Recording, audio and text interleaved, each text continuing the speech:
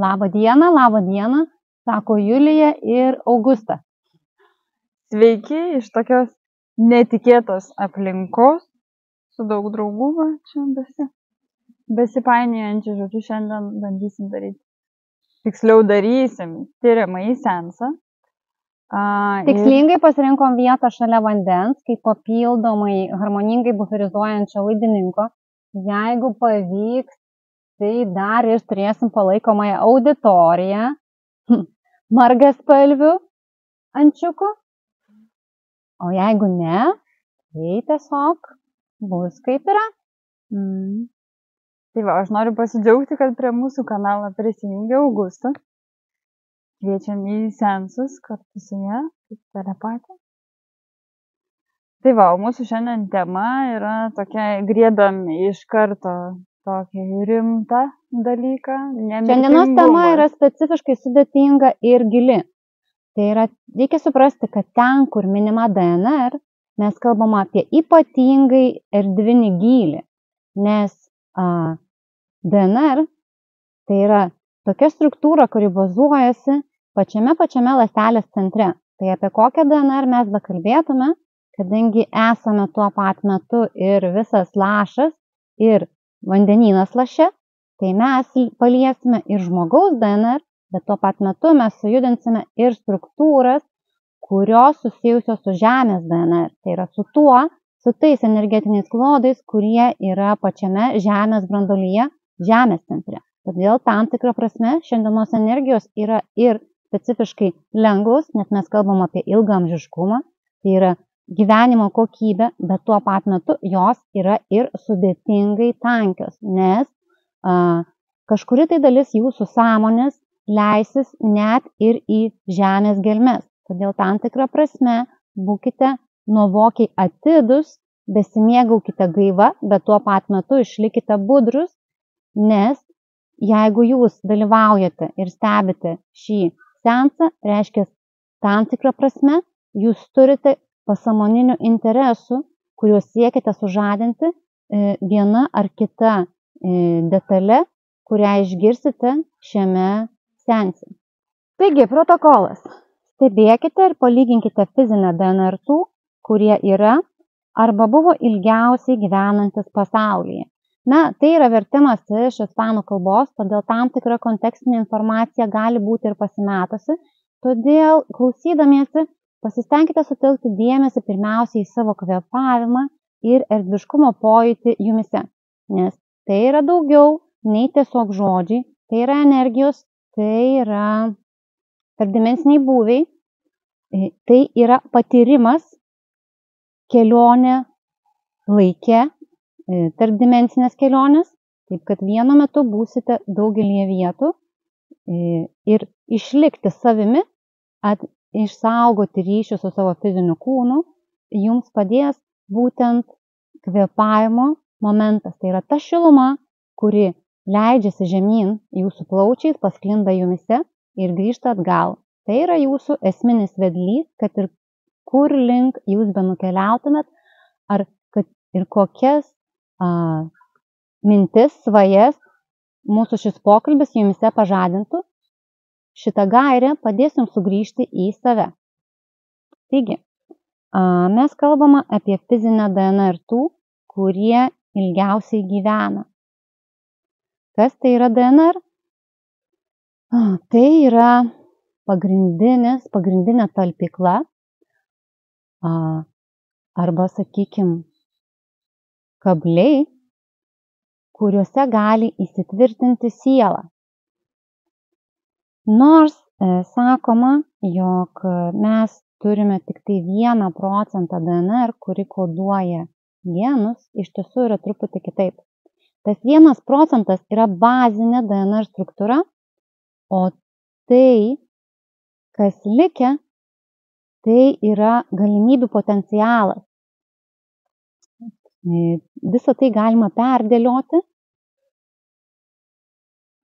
priklausomai nuo stabilizatorių, kuriuos ir įvardyja kaip tas 1% DNR. O ką turime perdaryti? Kas tai yra DNR? Dažniausiai DNR suvokiame kaip stabilią struktūrą, bet iš tiesų DNR tai yra tarsi sukutis. Tai yra specifinės nuolat besisukančios, tarpusavėje besikomunikuojančios, tai yra keičiančios erdvinės konfiguracijas vijos. Ir nuo to, kaip jos susijungia, tokios galimybės arba tokie junginiai lemiantis jūsų fizinius, emocinius būvius susiformuoja. Tai jeigu mes kalbame apie telomerus, tai pirmiausiai reikia įsivaizduoti, kas tas telomeras yra. Tai tam tikrą prasme, jeigu DNR mes galime įvardinti kaip miltų pakuotę, iš kurios galime įvairių rūšių kepinius sukurti, tai tie telomerai, tarsi spaustukai, kurie uždaro, atidaro tą pakelį ir suteikia galimybės išlaikyti tas atsargas, pirminę masę saugiai ir šviežiai. Man įdomu būtų sužinoti, ar dabar yra ypatingai ilgai gyvenančių žmonių šitam pasaulyje. Ar būdavo tik anksčiau? Tai tada grįžtam į realią kasdienybę ir prisimenam standartizuotą mokslą, kuris teigia, jog žmogaus organizmas yra sukurtas gyventi ir teoriškai turėtų būti pajėgus gyventi mažiausiai 200-300 metų. Tai yra teorinėmis sąlygomis tokia susidėvėjimo kokybė yra numatyta žmogaus ląstelėse. Tai tam tikrą prasme dabar nėra ilgiausiai gyvenančių, nebent mes jau kalbėsim tada apie kardinaliai kitas metafizinės struktūras, kurios taip žinoma yra Žemės planetos erdvėje, tiek ir tarp paviršiaus populiacijos, tiek ir jos gelmėse esančiose civilizacijose. Bet tai vėlgi, šitas klausimas yra specifiškai abstraktus, nes tokiu atveju mes kabinsime tada pirmiausiai temą, kuri susijusi su tuo, kad mes esam tik tai maža dalis Žemės populiacijos, nors save suvokiam kaip visą apimantis ir patys pagrindiniai būviai. Nu gerai, kitas civilizacijas Žemėje turbūt paliesim kitose temose. O tada gal irgi labai žemiškas klausimas, kodėl mes negyvenam 200 metų? Kodėl mes negyvenam 200 metų? Tai yra labai žemiškas klausimas, kuris tada labai žemiškai sugrąžina mus į tai, kas iš tiesų valdo Žemės planetą ir tai, kas iš tiesų slypi už visų šešėliniais susitarimais įvardijamų veiksmų. Tai yra atitinkamos jėgos grupuotės, kurių rankose sutelkti svertai bei planai viena ar kita linkme kreipti paviršiaus populiacijos likimą, tai yra eksperimentuoti. Ir tokiu būdu buvo tikslingai suplanuotas eksperimentas, kuriame skatinamas biomasės nusidėvėjimas iki tokio lygio, kad specifiškai apgauti ir išnaudoti laisvo pasirinkimo aspektą ir žmonės, tai yra paviršiaus populiacija, patys pasiprašytų kardinaliai persijungti į robotizuotos gyvybės formos etapą. Tai yra tai, ką mes dabar matom, robotai, žmogų pakeičiančios mašinos, robotai, humanoidai. Tam tikrą prasme visas šitas senėjimo procesas ir su juo susijusios ligos bei vienokios ar kitokios buitinės ar medicininės problemos, tai yra plano dalis įstumti sielas, tam tikrą prasme į pseudo laisvanorišką pasirinkimą reinkarnuotis ne biologiniam inde, ne biologiniam kūne, o pakeisti jį technologinę būties formą. Tai yra pereiti tam tikrą prasme į sekančią technokratinės visuomenės dimensiją, kurioje gyvena robotai. Robotus kažkuria tai prasme valdyti patogiau. Bet vėlgi, precedentas, kad intelektuali gyvybės forma gali būti robotizuotoje būsenoje, tie patys transformeriai. Visa, kas ateina iš Hollywoodo, yra tikslingai suplanuotos žinutės arba netgi patirtis, kurios akivaizdžiai yra susietos su vienokiu ar kitokiu civilizaciniu virsmu, raida kitose planetose, kitose galaktikose. Mes esam tik sąlyginai vienintelė apgyvendinta planeta visoje paukščių tako galaktikoje. Tai yra mūsų suvokimu, mes esame vienintelė gyvybės forma. Nes mes esame vienintelė gyvybės forma, kuri yra izoliuota ir kuriai atrodo, kad be jos aplinkui tiesiog tuštuma ir kitokių intelektualinių variacijų yra nulis.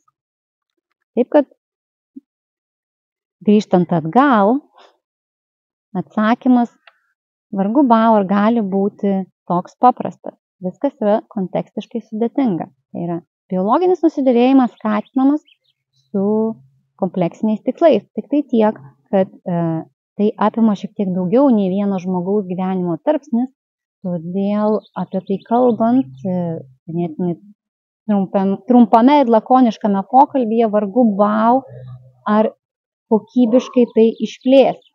Bet vėlgi, jeigu panagrinėti kokiais veiksmais, kokiomis priemonėmis buvo skatinamas, aktyvinamas DNR senėjimas, tai turbūt pats jau kulminacinis, inertiškiausias etapas visgi būtų po pasaulinių karų, kai visa karo pramonė perėjo į maisto pramonę ir į farmacinę pramonę.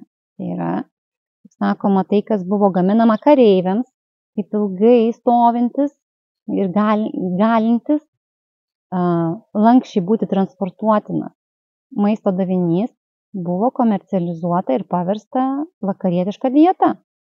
O visos naikinimo ar vienokio ar kitokį efektą su tikslu valdyti, keisti emocinės būsenas ir pasaulėvoką, tai va tokios cheminės priemonės buvo perdarytos, transformuotos į tai, ką dabar suprantam kaip medicininė pramonė. Tai tam tikrą prasme visi tie cheminiai koncernai, juos galima vadinti organizacija, kuri susikūrė savo prekybos agentų gildiją. Nes medicina, šiuolaikinė medicina, kuri irgi atsirado po pasaulinių karų ir taip tyliai, ramiai ar operatyviai grobuoniškai išstūmė iki tol galiojusius holistinio požiūrio į gamtą ir žmogaus sveikatą kartu paėmus principus, tai šiuolaikinė medicina tai ir yra tas padalinys prekybos agentų tiesiogiai pavaldžių farmacijos pramoniai. Nes jeigu pasidomėsi, ką mokosi didžiąją dalį laiko daktarai, tai pardavinėti tam tikrą prasme taip, bet iš kitos pusės didžiąją dalį jų laiko, tikrai kokybiškai daug laiko atima nagrinėjimas cheminių formulių ir junginių produkcijos, kurią mes suprantame po to šablonizuotų pasakymų Big Pharma. Tai yra įvairiausios cheminės tų ar anų vaistų kompozicijos ir galimos jų veikimo sritis. O grįžtam prie tos DNR, kur 1% sudaro baltymus koduojantis genai, kaip sako mūsų mokslininkai, O kodėl mokslininkai likusius 99% vadina nepageidaujama DNR arba šiukšle? Ar jie nėra? Todėl, kad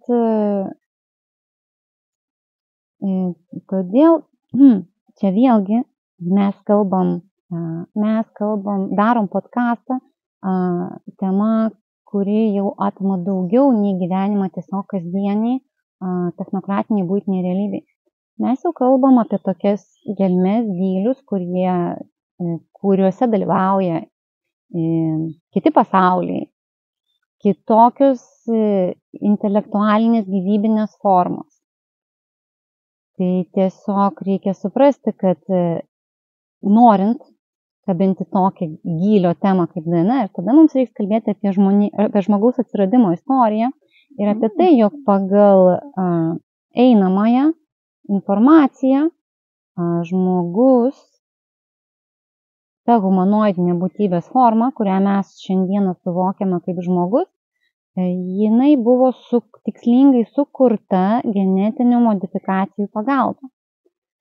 Tai tam tikrą prasme apie tai sakydami mokslininkai pasąmoningai pirmiausiai mini, jog jiems yra sunkiai suprantama, arba jiems suprantama, bet trūksta suvokimo, trūksta gebėjimo prisiminti tai, jog DNR buvo specifiškai užblokuota. Tai yra daug potencialo, kurį turi DNR, buvo savitai išjungtas.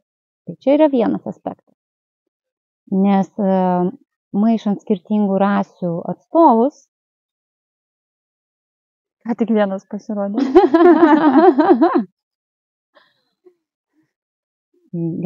Gali gauti daug skirtingų variacijų, bet taip pat gali ir pakoreguoti, jeigu nori sukurti rūšį, kuri pasižymėtų specifiniu paslaugumu, specifiniu paklusnumu ar, kaip sakoma, galimybę ją weaponizuoti, tai yra paversti taktiniu ginklu ar darbininkų klase. Kaip be pažiūrėsi. Tai čia yra vienas niuansas. Kitas niuansas yra tas, kad vadindami šiukšlinę DNR, mokslininkai turi omenyje, kad ten yra tiek įvairiausių potencialo tokioms įvairiausiom kombinacijom, kad šiuolaikinis mokslas sunkiai tą darbę aprėpia. Tai yra vienas genas, tuo pat metu koduoja ir kažkokią tai bazinę einamąją savo struktūrą ir dalyvauja maždaug milijarduose reakcijų kaip tarpininkas. Už tai, jeigu mes žiūrim kokius filmus ir tada matom, kad kažką labai kažkokią įdomią būtybę sukūrė ar kažką prisieksperimentavo ir staiga išlenda kraštutiniai būviai. Ir, kaip sakoma, fantastinis mokslinis filmas virsta katastrofa apie kaip sakoma, ateiviškos gyvybės formos užgrobimą. Tai dėl to taip ir yra, kad suvokti, kur dar vienas genas turi įtakos ir galimybių vienaip ar kitaip katalizuoti procesą, tai šiuolaikinių mokslininkų protui per daug sudėtinga. Jie per daug mokslo turbūt Jiems trūksta jų pasaulėvokai, tada trūksta žinių, bendrų, kurios būtų susijusios su kosmologija. Tai yra, kokia iš tiesų yra civilizacinė istorija, kaip vieni ar kiti genai pasireiškia kitų civilizacijų buityje, kasdienybėje, kitokių humanoidinių formų būsenose. Tai kai tu, nes tau trūksta suvokimo, ką tu matai ir kaip tai išgrynintam kontekste galėtų pasireikšti kaip dominantė, tai gaunasi košė. Nes žmogus buvo sukurtas, žmogaus genetika buvo sukurta, imant skirtingų rasių genetiką, tai yra imant kažkur dalis, kurios toje rasėje buvo kaip dominantės. Tai dominuojančius bruožus lemiantis, lemiančios detalės. Kaip sakoma, jeigu daug lyderių suvesi vieną kambarį ir visi norės lyderiauti, visi, kaip sakoma, šauks vienu balsu. Chaosas tada gaunasi. Arba genijus, žinai, iš vieno bendrai. Tai klausimas. Tai iš kitos pusės tada galima sakyti, ir atsakymas, kodėl mes tokie genialūs. Bet iš kitos pusės tai reiškia, kad tas chaosas yra dar ir dėl to, kad kažkuriuose momentuose mūsų DNR tarpusavyje atskiriem DNR fragmentams sujungtiem į vieną genetinių eksperimentų metu trūksta gebėjimo susikalbėti, trūksta erdvės kokybiškai pasireikšti, nes pagal tai, kokia yra informacija bendrame morfologinėme lauke, tai ta visa, įsivaizduokit, tiek genetinės informacijos, kiek mes turime suspaustoje formoje, tame junk DNR padalinyje, kad jinai kokybiškai išsiskleistų, tų DNR vijų reikia daugiau negu 2. Tai yra, mes tada kalbam apie 8, 10 ar net 12 grandinėlių, nes DNR yra kaip kopėtėlės, kuriuose tvirtinasi tie vienaip ar kitaip susijungia genai ir iš to mes turime vienus ar kitus pasireiškimus galimybių. Tai reiškia, tokių kopėtėlių, korio, kurio erdvėje, kurio ribose galėtų tie genai pasireikšti, vienaip ar kitaip susidėlioti ir iš to užgimtų atitinkami gebėjimai, bruožai ir taip toliau, reiškia, to mums trūksta. Ir dėl to yra taip sudėtinga. O pradžioje kalbėjai, kad paliesim ir Žemės DNR. Kaip čia mes su tuo susiję? Todėl, kad žmogus yra sudarytas iš medžiagų, kurios pradinėje formoje buvo Žemės dalis. Tai yra mineralai, mikroelementai, visa tai virsta biomasė, iš kurios formuojasi kūdikis. Tai tam tikra prasme kažkokia tai struktūrinė dalis išlieka. O tai, kas ateina iš Žemės, tai, ką augalas sugeria iš Žemės, tai jau irgi neša savyje informaciją susijusią su struktūromis pačios planetos. Tai yra, mes esame ir planetos DNR tuo pat metu, ir planeta mumise tuo pat metu, ir atskiros būtybės, kurios turi ryšių su tarpplanetinė kilme. Tai čia vėlgi gaunasi, kad dualumas. Tai yra dualumas. Vienu metu tu esi ir šitos planetos dalis, tu esi susijęs su Žeme per gravitacinę jungtį ir tuo pat metu metafiziškai gali užmegzti ryšį ar vykdyti astralinės keliones į tarpdimensinių lygių, tarpplanetinių, tarpdimensinių, tarpgalaktinių lygių. Tai turbūt čia yra pagrindinis dalykas. O dėl to, kad yra ryšys ir su Žemės DNR struktūromis, susiformuoja abstraktyvi intencija, kurios metu žmogaus, besiklausančio žmogaus smegenų bangos, kažkokia tai dalis formuoja tokio ilgio smegenų bangą, kuri susijungia su Žemės branduolyje esančiomis struktūromis ir tai gali sukurti tam tikras perkrovas, nes visa, kas vyksta, palieka pėdsaką dar ir fiziologijai. Tai yra po kiekvieno seanso, po bet kokios informacijos, kurią jūs klausotės, susikuria specifiniai virpesiai, kurie veikia galvoje esančias liaukas, nuo kurių prasideda dar ir pirminės hormoninės reakcijos. Tai reiškia, jeigu vienoks ar kitoks vyksta smegenų aktyvumas, klausantis tam tikros informacijos, net kai liaujasi dalyvauti tame pokalbėje, tai yra tarsi iš jo išeini, vis tiek tie virpesiai skverbiasi kūnu toliau ir daro poveikį žmogaus organizmui. Dėl to ir kalbama apie poveikius, kurie yra lėtiniai arba hormoniniai, nes hormoninė reguliacija tai yra tai, kas vyksta pasyviai po kažkiek tai laiko, kaip aidas arba atotranka į tai, kas įvyko aktyviai, o aktyvi tai yra nervinė neurologinė reguliacija. Ir kiekvienas idėjinis informacinis žmogaus interesas vienaip ar kitaip veikia jo hormoninius būvius.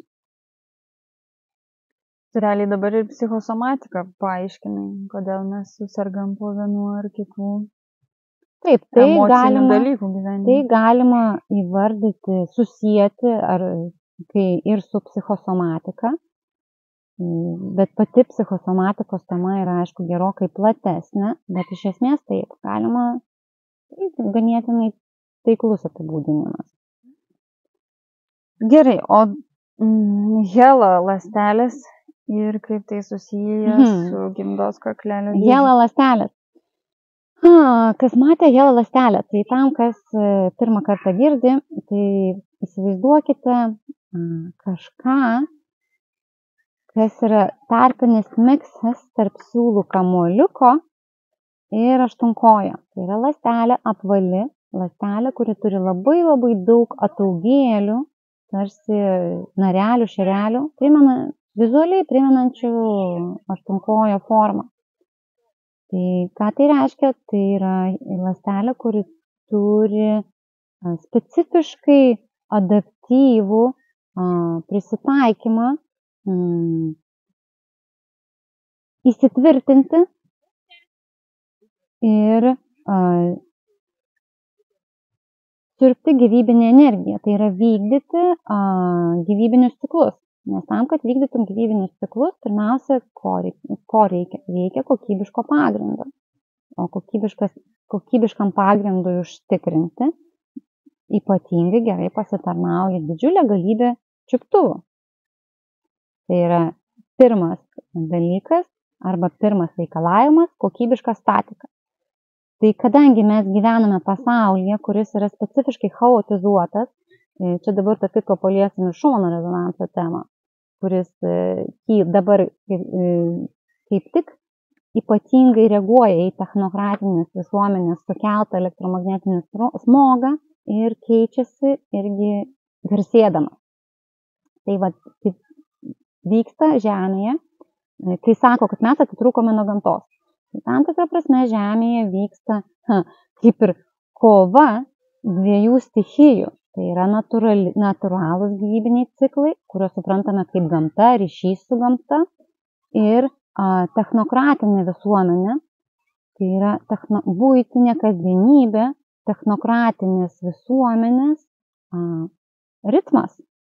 Tai yra mes gyvename naudodamiesi krūvą pagalbinių instrumentų, kurie sukuria atitinkamą alternatyvų elektromagnetinį lauką. Tai yra ir tas elektromagnetinis laukas arba elektromagnetinis smogas, jisai yra gerokai garsesnis ir jam trūksta to kokybiško stabilumo, bei jisai yra orientuotas į tikslą. Tai yra, kaip sakoma, mažiau yra atsižvelgiama į harmonizacinius aspektus, tai yra ką po savęs paliksi, yra svarbiausia pasiekti tam tikras priemonės. Vienus ar kitus tikslus. Turime du priešingus elektromagnetinius laukus, kurie sąveikauja tarpusavyje. O tai reiškia, kad yra nuolatinė dinamika, netgi konkurencija, tai yra dvi skirtingos srovės susiduria ir sukuria trintį. Tai viskas aplinkui purtosi. Ir žmogus taip pat. Žmogus taip pat. O tai kai viskas purtosi, ar gali kokybiškai išnešioti vaiką moteris, kuri nuolat yra purtoma, patiria stresą, maigoma, vienaip ar kitaip daužoma elektromagnetinėmis bangomis? Aišku, kad sudėtinga, tai tas pats ir su gyvybė. Reikia suprasti, kad gyvybei užsimegzti pirmiausiai reikalinga specifinė statika. Tai yra adaptyvusis mechanizmas, geras jis ar blogas, tai čia vėlgi sudėtinga būtų vienareikšmiškai nusakyti, bet tai yra adaptyvusis mechanizmas, kurio pasakoje gyvybė prisitaiko išlikti, technokratinio smogo sąlygomis. Tai yra kuo daugiau narelių, kuo daugiau čiuptuvėlių įsitvirtinti, save reduplikuoti ir prisitaikyti prie variacijų, kai tikslas pateisina priemonės. Tai čia turbūt yra esminis momentas, jeigu kalbėsim apie šitas HeLa ląsteles. Todėl jos ir atsirado kaip adaptyvusis išgyvenimo mechanizmas. Ir tam tikrą prasme vėžys yra pasitelkiamas kaip evoliucijos priemonė. Nes visgi vėžinės ląstelės, jos yra gyvybinio ciklo dalis. Tai yra, argi jos yra dirbtinai sukurtos? Ne, tai yra specifiškai pasikeitusios mūsų organizmo ląstelės. Ne? Tai jau kaip jos atsiranda? Organizmo adaptuojantis prieinamųjų sąlygų. Tai yra tam tikras atsakas, dar viena alternatyvi ateities linija versija, kuria žmonija nueis klausimas, nes pasirinkimo galimybių kryžkelė yra šiuo metu specifiškai sudėtinga. Tai yra, ir vėlgi, jeigu tai peržiūrėsi, visos tos laiko linijos, jos turi potencialą vienais ar kitais momentais susieiti vieną arba kardinaliai išsiskirti. Viskas nuolat kinta. Ir tuo pat metu paradoksas tame, kad tam, kad kažkas tai prasidėtų, reikalinga specifinė statika. Tai tu turi būti ir statiškas, ir tuo pat metu prisitaikyti prie dinaminės aplinkos. Tai HeLa ląstelės, tai unikalus pavyzdys ypatingai specifinio amortizacinio efekto. O kodėl pas moteris dar jau gali konkretizuoti arba kažkaip specifizuoti, kodėl pas moteris atsiranda gimdos kaklelio vėžys? Tai dar kartą kalbu. Raktinis žodis yra statika. Kodėl gimdos kaklelis? Tai reiškia, kad gimdos kaklelis yra, kad vaisius išliktų sandariai ir saugiai gimdoje reikalingas kokybiškai užsidarantis gimdos kaklelis. O kas tai yra vėžys? Tai yra ląstelės, kurios sušoka į gumulą. Tai dėl vienų ar kitų procesų, kuriuos dabar gal nagrinėti būtų šiek tiek perdėm sudėtinga, žmogaus raumenynas, žmogaus ląstelės praranda gebėjimą kokybiškai sukibti ir išlaikyti reikiamą statiką gimdos kaklelėje, kad vaisius ir vandenmaišis išliktų sandarus ir galima būtų pratęsti giminę kokybiškai. Tai dėl to šitas dalykas ir tos ląstelės jos ir yra nutaikytos į gimdos kaklelį. Tai bebūtų keista, tai yra adaptyvusis evoliucinis momentas. Tai kaip sakoma, išliks tik nugalėtojai, tai yra įvyksta rūšies performavimas, kurios metu naujos ląstelės atsiranda ir skatinama mutacija kertinėje detalėje reikalingoje gyvybės tęstinumo procesui. Tai yra gimdos kaklelis. O plus dar tada turime omeny, kad tarp gimdos kaklelio ir epifizės, tai yra trečiosios liaukos, yra tiesioginis kvantinis ryšys. Tai dėl to ir gaunasi, kad kadangi mūsų smegenų ląstelės ypatingai jautrios, jos gali priimti siųsti signalus ir jos dėl to smegenys taip įaudrina elektromagnetinis smogas aplinkui. Reiškia, ir ryšys tarp epifizės ir gimdos kaklelio nuolat trūkinėja, yra problematinis ir tai dar vienas faktorius, kodėl trūksta stabilumo. Ir tai dar vienas aspektas, kodėl vyksta tokio pobūdžio mutacijos. Atsiranda ląstelės, jos yra orientuotos į taktinę sritį, kad per tam tikrą prasme, per skausmo prizmę, nes įprastai aplink mus pokyčiai vyksta arba per supratingumo, arba per skausmo prizmę. Tai reiškia, dabar jau daėjom iki tokio lygio, kad supratingumo per mažai. Tai per skausmo prizmę, per mirties, per selektyviosios atrankos išlikimo principų einam į tokį etapą, kurioje gims išliks tokios moteriškos lyties būtybės, kurių organizmuose aktyvuosis genai, sužadinantis prisitaikymą prie vaikų išnešiojimo. Būtent tokiu būdu. Net jeigu tam reiks pasitelkti tą, ką dabar suvokiam kaip gimdos kaklelio vėžys. Tai yra specifinės mutacijas organizme. Žodžiu, žmonijos nemirtingumui, ar ne? Reikalingas, čia skaitau paskutinį klausimą, tai vat, ir palėtėm. Kaip šitos hela ląstelės prisideda prie nemirtingumo. O jeigu grįžtant į kasdienybę, ar yra kažkokios tam tikros emocinės būsenos moteryje, sužadinančios būtent tą gimdos kaklelio vėžio problemas, ta prasme? Kas tai vėlgi, jeigu grįžtant į kasdienybę, kas tai yra emocinė būsena ir kaip emocinė būsena susijusi su žmogaus smegenimis. Tai akivaizdu, kad yra vienokie ar kitokie dalykai, bet kalbėti apie emocinės būsenas būtų per daug abstraktyvu ir grubu, nes reikėtų vėlgi eiti gerokai giliau į ląstelės pusiausvyrą. Tai vėžį sužadina problemos, kurios prasideda žmonių ląstelių pusiausvyros disbalanse. Tai tam tikrą prasme mums visiems dėl mitybos įpročių, kurie buvo tikslingai pakoreguoti, kaip jau ir prieš tai minėjau, esant planams veikti žmonijos evoliucinę, mutacinę kreivę, įkreipti visą tai tam tikrą linkme. Tai yra dėl tų mitybos principų mumyse yra sutrikdytas ryšys su vandens stichijomis. Vandenyje esančios tam tikros medžiagos arba būviai būdingi vandens organizmams yra labai svarbus ir žmogui, nes mes savo gyvenimą pradedam kaip vandens būtybė. Kūdikis vystosi vandenmaišyje. Pirmoji ląstelė dalinasi, formuojasi zigota visą tai vandens apvalkale.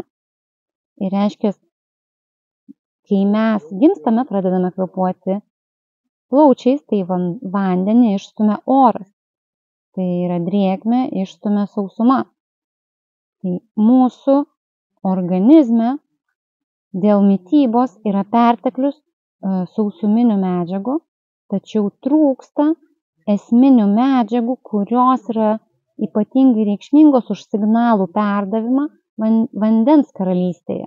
Tai yra, mes esame informacinė gyvybės forma. Viskas, kas žmoguje yra grįsta signalų perdavimais. Tai reiškia, signalas eina neuronais kaip laidais, signalas išsiskiria skysčiais kaip fluidai. Tai tas signalas, kuris yra perduodamas skysčiais, jisai ir yra vadinamas emocija, judėjimas, susijęs su skysčiu, su vandens apytaka.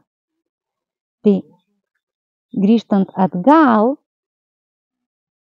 visa problema esminė, kodėl moteris patiria ir vyrai tam tikrą prasme patiria, nes juk moters emocijos visada yra susietos su vyro emocijomis arba tam tikromis būsenomis. Tai jau psichologinė tema, kurią irgi galima kapstyti, bet kitą kartą. Kitiem kartam paliekam. Tai dėl to, kad fiziologija, ląstelių fiziologija yra sutrikusi ir trūksta atitinkamų medžiagų, kurios būdingos būtent jūros gyventojams, jūros karalystėje, jūros karalystės gyvūnų, gyvybės formų kasdienybėje, fiziologijoje yra tam tikros medžiagos, jos vadinasi riebiosiomis rūgštimis ir jos labai svarbios už kokybišką signalų perdavimą drėgnoje terpėje. Tai mūsų mitybos grandinėje kardinaliai yra eliminuota galimybė gauti tas riebiasias rūgštis, kurios yra jūrinės kilmės, kad kaip medžiagas, kurios padėtų mums stabilizuoti signalų perdavimą susijusiu su skysčiais, su emocijomis. Ir per daug turime medžiagų, kurios susijusios su sausuminiais kanalais, tai yra su sausumos ištekliais. Reiškia, galime perduoti signalą, kuris yra labai sausas, sukelia trintį, uždegimą, o degimas tai yra senėjimas. Tai čia yra tikroji priežastis, kodėl moteris, kodėl sutrinka emocinė apytaka ir kodėl moteris kaip jautriausia šitiems aspektams gyvybės forma patiria funkcinius sunkumus tame, kame yra jos prigimtinė teisė ir kame yra jos esminis funkcinis būvis, kaip sakoma, feminizmą patraukime į šoną, tai yra kažkas natūralaus ir nuostabaus moters gebėjimas dauginti, kurti, atnaujinti. Tai va, čia turbūt būtų vėlgi labai daug dalykų paliečiantis atsakymas, bet tuo pat metu mes visą tai labai švelniai, abstrakčiai tą kabinome, nes tai yra ypatingai gigantiški informaciniai klodai, jeigu kalbėti apie tai, kas ateina iš informacinio lauko. Yra ypatingai daug sudėtingos informacijos, kurią kokybiškai norint išskleisti, tai turėtų būti geras ciklas pokalbių. Tai klausimą apie kokias riebiasias rūgštis kalbi pasiliekam turbūt kitam ciklui mūsų pokalbių. Ar nori įvardinti dabar? Paminėti riebiasias, kad jau tu paminėjai dar kartą riebiasias rūgštis. Čia, manau, visiems svarbu žinoti. Galima iš esmės ir dabar, galbūt vėlgi paminėsime tai, kad mums genetiškai yra užblokuota galimybė susitvarkyti patiems tas visas riebiasias rūgštis. Tai yra, mes turime genetinę priklausomybę turėti riebiųjų rūgščių jūrinių ir sausuminių riebiųjų rūgščių esminių vaidininkų. Tai yra visuose gyvybiniuose cikluose Žemėje, Žemės planetoje yra taip sudėliota, kad esminis signalų vaidininkas ląstelėje yra substancijos vadinamos riebiosiomis rūgštimis. Vienos iš jų stabdo procesą, tai yra harmonizuoja stabdydamos arba suspausdamos ir greitindamos, kitos atvirkščiai jos išplečia arba neutralizuoja pagreitį. Tai dėl ypatingai greitos ir humaniško harmonizacinio aspekto stokojančios technologinės raidos susikūręs elektromagnetinis smogas užblokavo mums galimybę tas riebiasias rūgštis kokybiškai susintezuoti ilgosios, tai yra jas išdalinti iki tiek, kad mes išgautume tai, ką vadiname ilgosios grandinės omega riebiosiomis rūgštimis. Ir to pasakoje mes ir senstame daug greičiau, tai yra mums pritrūksta tų pagrindinių arba paskutinių, bet vienodai reikšmingų amortizatorių ląstelėse, kurios, tarp kitko, ir lemia, kaip kokybiškai mūsų genai galės perteikti, pasireikšti, tai yra išplėtoti juose esančias savybės. Nu ką, gerai, tai visą tą likusi didelį informacinį lauką gal pasiliekam jau kitiem kartam?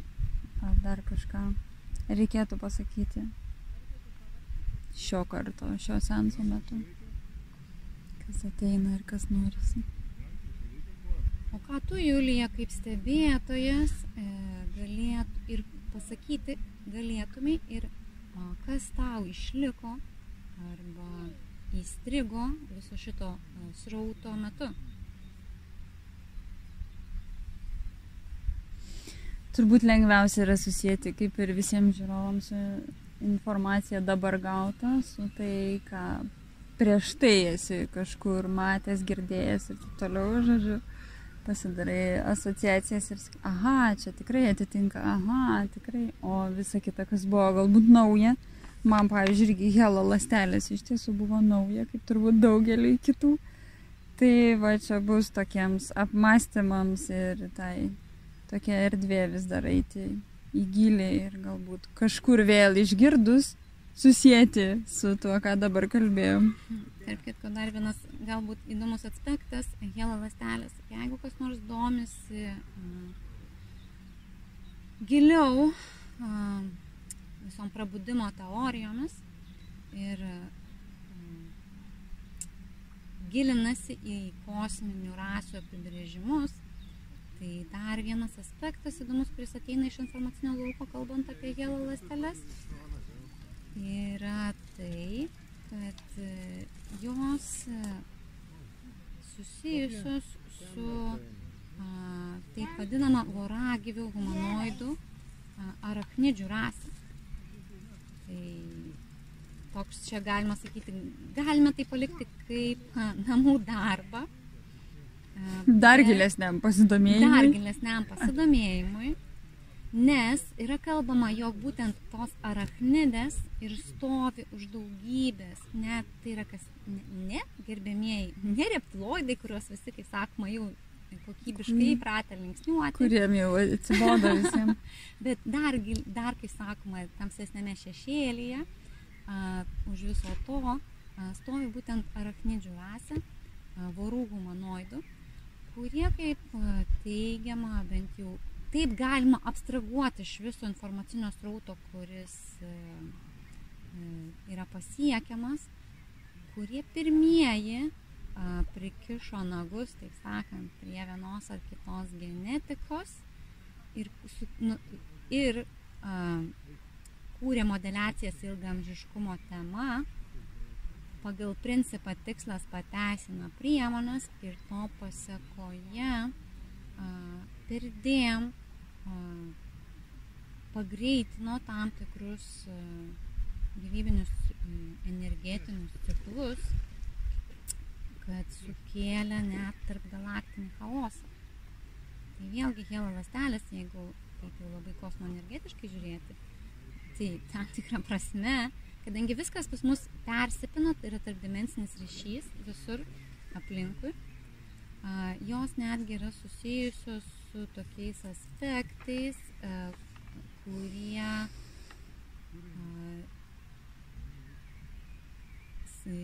liečia taip vadinamą tarpgalaktinį susidūrimą tarp Andromedos galaktikos, Trikampės ir Paukščių tako galaktikos. Taip pat jos liečia sudėtingus tarpgalaktinius karus, kurių čia irgi buvo pilna. Prekyba, tarplanetinė prekyba vergais. Na, namų darbų tiem, kas mėgsta meditacijas, eina gilyn į vienus ar kitus informacinius klodus, tikrai pakankamai.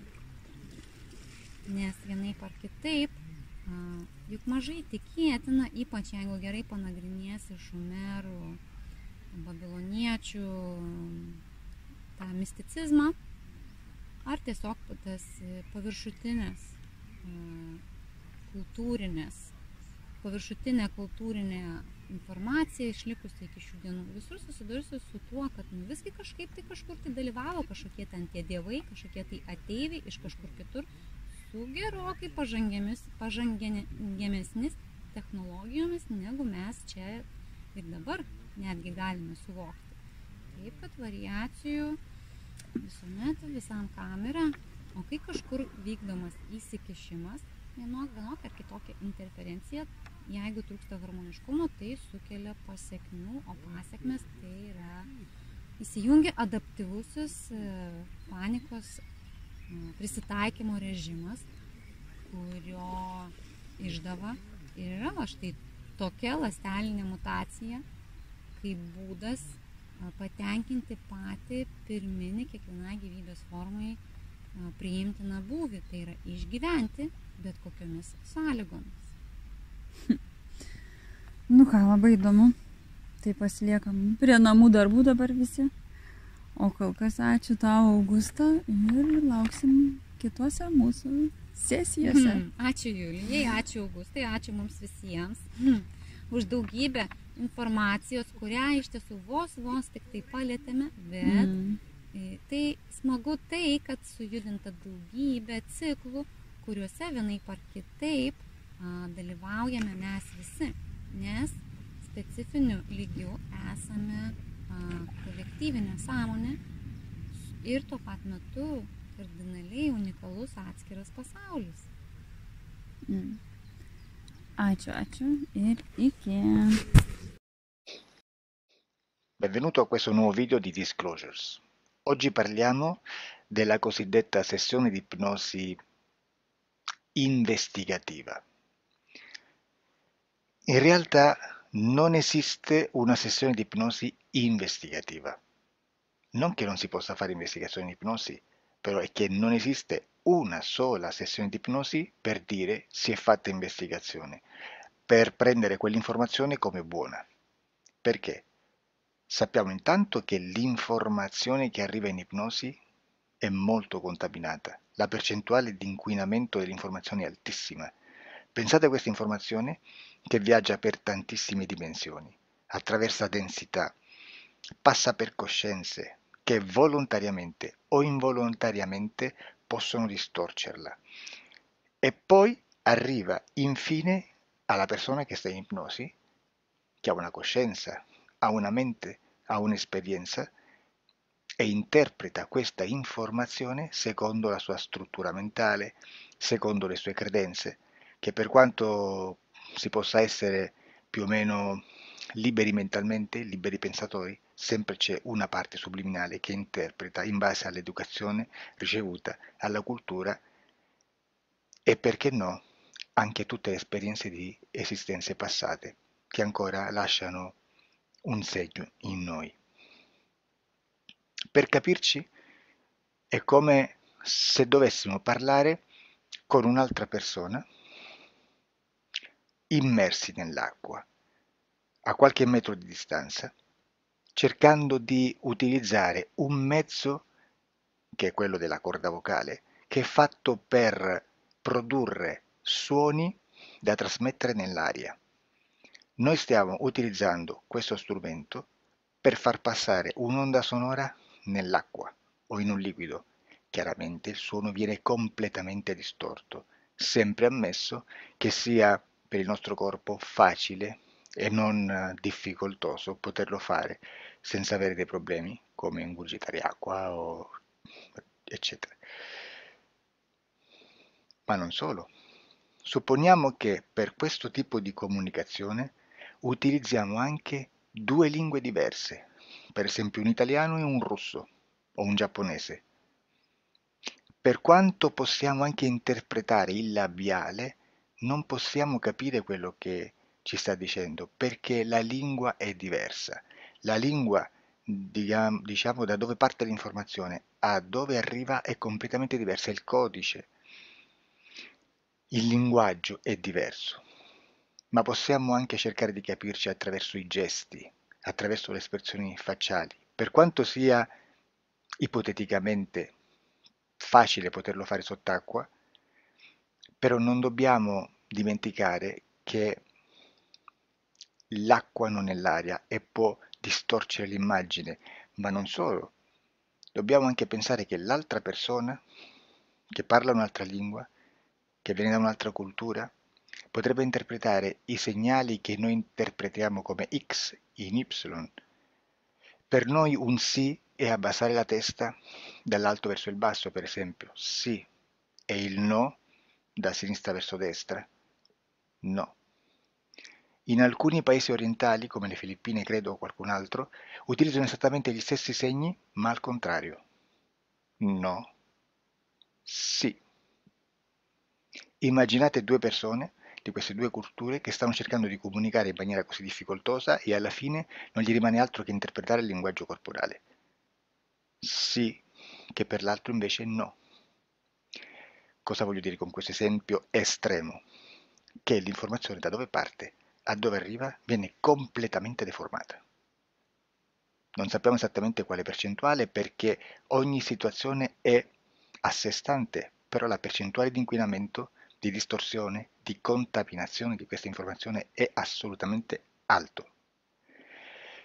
Quindi fare una sessione investigativa, mettere una persona in ipnosi e chiedere di Tizio Caio Sempronio di una situazione o chiedere certi dati è assolutamente controproducente, è assolutamente inutile. Quindi vi chiederete cosa fate allora voi quando fate ipnosi, quando fate delle domande, quando cercate delle risposte e con queste informazioni che vi arrivano lavorate sulla situazione esoterica del cliente. Beh, non facciamo altro che recuperare questa informazione solamente per arrivare al problema del cliente e poi lavorarci. Quindi il valore dell'informazione non è quello di un'istruzione, quello di memorizzare dei dati e di prenderli per buoni, ma è un veicolo di movimento, di trasporto verso la causa del problema per poi lavorarci. Quindi lo scopo di questo tipo di informazione che si prende dalla singola sessione è completamente un altro. Come si fa quindi? Investigazione in ipnosi. Il lavoro non è semplice, il lavoro è lungo, difficoltoso, stancante. È necessario farlo anche in squadra perché bisogna moltiplicare il numero di sessioni da fare e una sola persona potrebbe farlo soltanto in un tempo estremamente largo.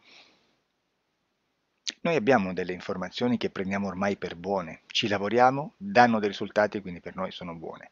E come abbiamo fatto ad avere queste informazioni? Per esempio, come facciamo a sapere che un extraterrestre chiamato il cosiddetto grigio è più o meno alto X, poi ci sono magari quelli anche un po' più alti, ma hanno un corpo strano, hanno una pelle grigio-verde, hanno degli occhi grandi a mandorla, neri, senza una pupilla visibile, non hanno quasi bocca né naso né orecchie, hanno soltanto delle fessure, non hanno organi genitali, hanno degli arti molto più lunghi rispetto alla proporzione che potrebbe avere il corpo umano e di solito hanno meno dita delle 5 del corpo umano, eccetera, eccetera, eccetera. O se no prendiamo un altro tipo di essere che possiamo incontrare in ipnosi, come facciamo a dire che hanno delle somiglianze con i rettili, gli animali rettili terrestri o gli invertebrati, gli insetti terrestri? Perché? Perché siamo sicuri di questa informazione e ci lavoriamo e quando ci arriva la prendiamo già per buona, nonostante sia anch'essa contaminata. Perché queste informazioni sono arrivate da tantissime sessioni, fatte da tantissime persone, con tantissime altre persone sotto ipnosi e che nel contesto di tutto il lavoro gli uni non sapevano degli altri. Questo dato può essere più o meno rilevante, sempre c'è contaminazione e quindi possiamo prendere per buono anche un gruppo di lavoro dove l'uno possa sapere dell'altro. Ci potrebbe essere una contaminazione del contesto di quel gruppo di lavoro, ma si aggiunge semplicemente una piccola percentuale di questa contaminazione a già la grande che esiste. Non è così impossibile lavorarci. Da tutte queste sessioni, da questo grande numero di sessioni, migliaia, diciamo migliaia, noi prendiamo solamente quell'informazione che è uguale a tutte, che è in comune a tutte, o a quasi, perché magari qualcuna ci potrebbe essere niente in comune per una fortissima contaminazione, perché no? Ma dobbiamo prendere una stragrande maggioranza proporzionalmente abnorme rispetto a quello che potrebbe essere un minimo di scartabile, e lì possiamo prendere per buona questa informazione. Quindi se noi su 10.000 persone diverse, con operatori anche diversi, in cui in ogni sessione vediamo un essere che più o meno ha le stesse caratteristiche del grigio o dell'insettoide, a forma di mantide religiosa, o il rettile a forma di lucertola, per esempio, di serpente o di quello che sia, o se vediamo il pianeta Marte più o meno di colore rosso, o se vediamo dei sotterranei eterici, non fisici, nel sottosuolo terrestre, soprattutto sotto le grandi città, dove c'è concentrato molto potere, molta energia di questo tipo, e che più ne hai più ne metta. Se vediamo degli impianti che hanno certi tipi di funzioni, certi tipi di forme in certe parti del corpo, e questa informazione la ritroviamo tutta o quasi in tutte le sessioni fatte, eseguite, realizzate da tanti anni a questa parte, significa che quella è una informazione affidabile. E vi posso garantire che stiamo parlando di una percentuale bassissima. Su un 100% staremo, credo, forse più in basso di un 3, di un 2-3%.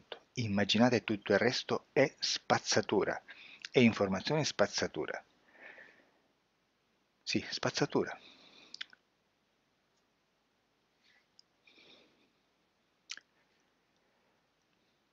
C'è anche un'altra cosa da dire.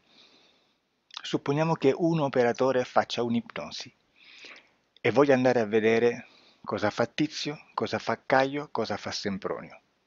Arrivano delle informazioni e si dice che Tizio è biondo, Caio è zoppo e Sempronio è uno sportivo. Intanto già abbiamo detto che una sessione soltanto non serve, d'accordo? Ma poi c'è da dire che una coscienza, un essere, in ambiente subliminale, la sua parte subliminale potrebbe non dare autorizzazione a questa fuoriuscita di informazioni. Mi potreste dire, e allora tu quando chiedi agli esseri cosa fanno, cosa non fanno? Beh, intanto la prendo sempre con le pinze, perché abbiamo sempre detto che tutto è molto contaminato e mi serve solo per dirigermi da una parte. Ma c'è anche da dire che se un essere interferisce con l'altro, ha aperto un canale di comunicazione a cui non può ovviare, a meno che non lo recida, non lo annulli. Quindi quando io faccio la domanda a un essere, se lo faccio attraverso l'interferito, mi arriva l'informazione per un canale aperto che sottostà alla volontà dell'interferito. Sulla volontà dell'interferito parleremo in un prossimo video disclosures. Però, se io voglio fare un'investigazione sopra Tizio, Caio e Sempronio, che non hanno nessun collegamento, nessuna interazione e nessuna interferenza con il soggetto con cui io sto realizzando l'ipnosi, non è detto che mi arrivi questa informazione. Assolutamente. Potrebbe esserci completamente un muro. Come potrebbe esserci informazioni, perché quell'altra parte potrebbe autorizzare comunque, ma non è detto. E comunque quando ci arrivano informazioni, in una situazione di non interferenza o non interazione, non possiamo sapere esattamente se sono informazioni che ha autorizzato la parte subliminale dell'altra persona o dell'altro essere, o qualche altro essere, qualche altra entità furba, approfitta della situazione, osserva quello che sta succedendo, si mette in mezzo, si fa passare per l'altro e dà informazioni ovviamente distorte, prima perché non è detto che debba conoscerle, e anche se fosse potrebbe manipolarle a sua volontà e a suo vantaggio. E quindi immaginate che situazione ridicola ci si viene a trovare, in quale situazione ridicola ci si viene a trovare in questi casi. Da qui si vede quando un operatore riesce a utilizzare l'informazione in ipnosi come per lavorare su un soggetto. Da qui l'osservatore attento delle sessioni di ipnosi riesce a capire se quell'ipnosi è un'ipnosi affidabile, un'ipnosi con un livello di informazione certa, con una alta percentuale di informazione certa. Non vi nascondo che in futuro potrei anche impostare un lavoro per decifrare che livello di certezza di informazione c'è in un'ipnosi, analizzandola e spiegando il perché, spiegando i meccanismi di analisi di un'informazione in ipnosi, che poi anche è molto istintivo.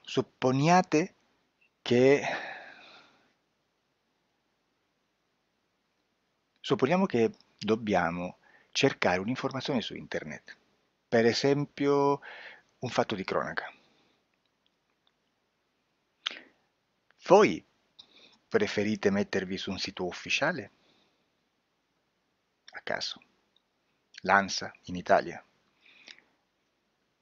ADN Kronos, qualche telegiornale che per quanto possano manipolare l'informazione ad alti livelli, comunque possiamo dare affidabile la fonte dell'informazione che viene trasmessa. Non possono trasmettere una bufala sicuramente. Verrà sicuramente manipolata ad altri livelli. Ne parleremo in altri video, ma a livello base la fonte è certa. Sicuramente non andrete a cercare questa informazione sul primo sito, il primo blog che vi passa davanti e magari c'ha 4 followers. Perché? Perché non vi dà nessuna garanzia della certezza della fonte. Non c'è un controllo né nella struttura interna di questa agenzia di informazione e né dal grande pubblico che per la quantità di persone che attingono quell'informazione si può dedurre se l'informazione è certa o meno, perché è un'informazione che passa in un pubblico così vasto che se ci dovesse essere una distorsione con la realtà è molto probabile che venga fuori. Credo che abbia detto quasi tutto sulle sessioni investigative. Prima di chiudere aggiungo che proprio per questo stiamo conducendo dei cicli di investigazione in ipnosi regressiva che comprendono tante sessioni con persone diverse, con una buona o eccellente suscettibilità ipnotica, sicuramente, per poter indagare su spazi ristretti su alcuni temi. Perché dico spazi ristretti? Perché se andiamo a prendere eventi grandi nel tempo, nello spazio, storici, parlare di qualcosa di molto generico implica una quantità di sessioni abnorme. Immaginate se dovessimo fare una sessione investigativa sui buchi neri. Quanta informazione ci sarebbe e quante informazioni da filtrare. Sarebbe quasi impossibile farlo in questa maniera. Ma se noi riduciamo lo spazio di investigazione, se noi prendiamo per esempio, investighiamo sulla pedofilia nella Chiesa Cattolica, ecco, se già restringiamo il campo d'azione, è molto più facile che possiamo attingere informazioni affidabili, presuntamente affidabili, con un numero di sessioni sicuramente alte, ma ridotte rispetto ad altri tipi di sessioni molto più generiche, su temi molto più generici. Quindi per fare anche delle investigazioni su temi molto generici bisogna suddividerli in temi, in dettagli, per poi alla fine, quando tutta l'informazione è stata filtrata ed è stata dedotta l'informazione comune, si possono mettere insieme per cominciare a costruire il quadro, mettere insieme tutti i puzzles. Questo è il vero senso dell'informazione in ipnosi, quando si fa ipnosi investigativa. La sessione Per risolvere una problematica, un problema, con una presunta origine esoterica di un cliente, di una persona, è un'altra cosa, sono altri metodi, altre tecniche e l'informazione si usa in un'altra maniera, ha un altro scopo.